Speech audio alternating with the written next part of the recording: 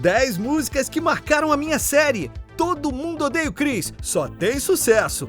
Me conta aí, qual era a sua música favorita que tocava na época de quando eu era um garoto lá na Bed-Stuy?